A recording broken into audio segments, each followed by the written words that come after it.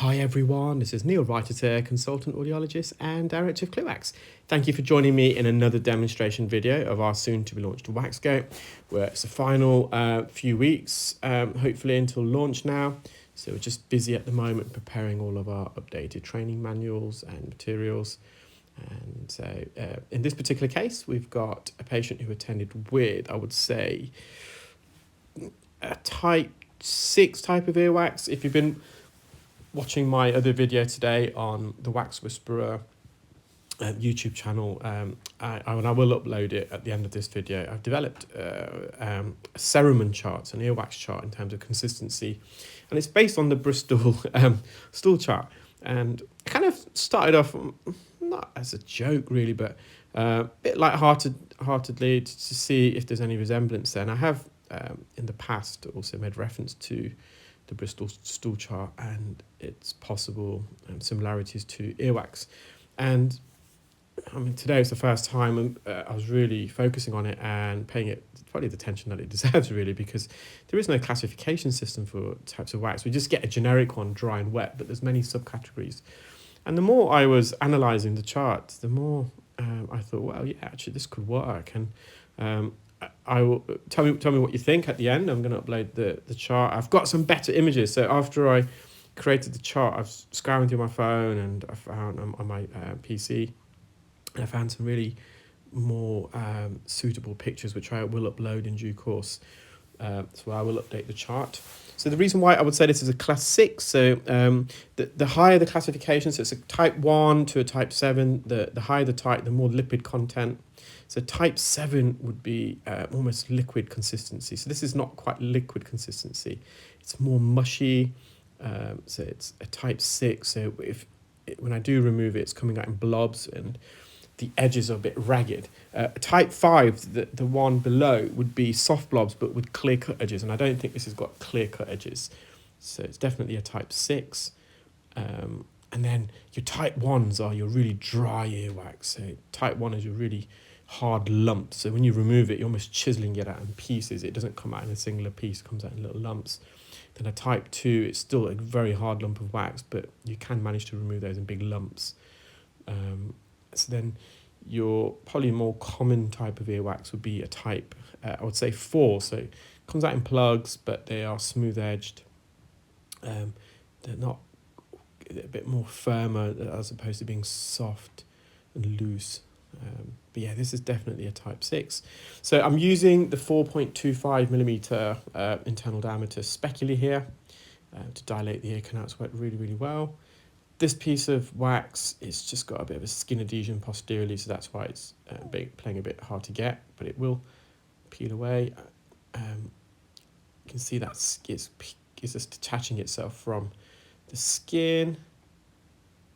So I managed to remove most of this keratin. So this is just dead skin, lined with obviously sebum and the oily sweat produced by the ceruminous glands, which are modified apocrine glands, which are emotionally sweat-induced glands. They differ to the eccrine sweat glands, which are involved in thermoregulation, which essentially deposit salty water deposits on the surface of your skin, and then excessive heat from your body is then utilized to vaporize those water salty droplets to release heat to cool your body down. The sweat glands in the ear are different. They are emotional sweat, so they're secreted in response to adrenaline. So adrenaline itself can excite the ceruminous glands, as so can some hormones like cortisol. So the flight and fight response is very much associated with these modified sweat glands. And the way these secretions come out of the gland is when your muscles are tense. These glands are lined with smooth muscle. So my epithelium is kind of similar muscle we have in our intestines, bowels, and your heart even. They almost automatically involuntarily contract, and when they do, they squeeze out the oily sweat, the emotional sweat to the surface. And the emotional sweat is high in lipids, but it also contains loads of proteins and enzymes, which both have antimicrobial benefits. So some of the proteins and peptides, which are short chains of amino acids. So amino acids, when built up in large chains, they eventually become proteins themselves. There's about 10 known peptides in the ear that can inhibit harmful bacterial and fungal growth. So the emotional sweat provides a bit of immunity almost to the ear.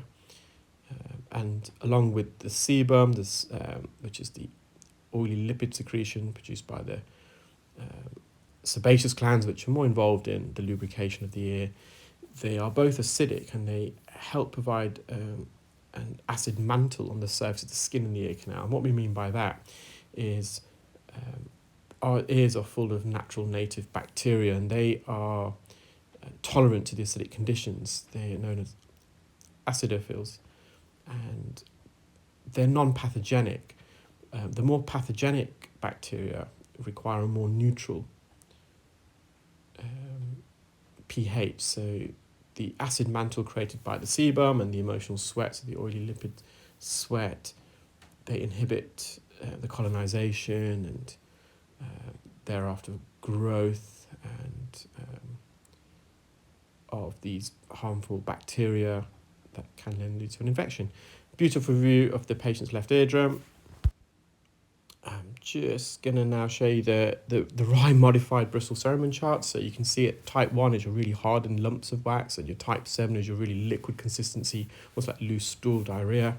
So I would say this is a type 2, so it's a mushy type of wax. And with the introduction of some medical grade olive oil, we almost turned it into a type 3 to coagulate it together, bind it together, make it into a bit more softer lumps. So I hope you enjoyed that video, guys. Take care, keep well, and speak soon. Bye.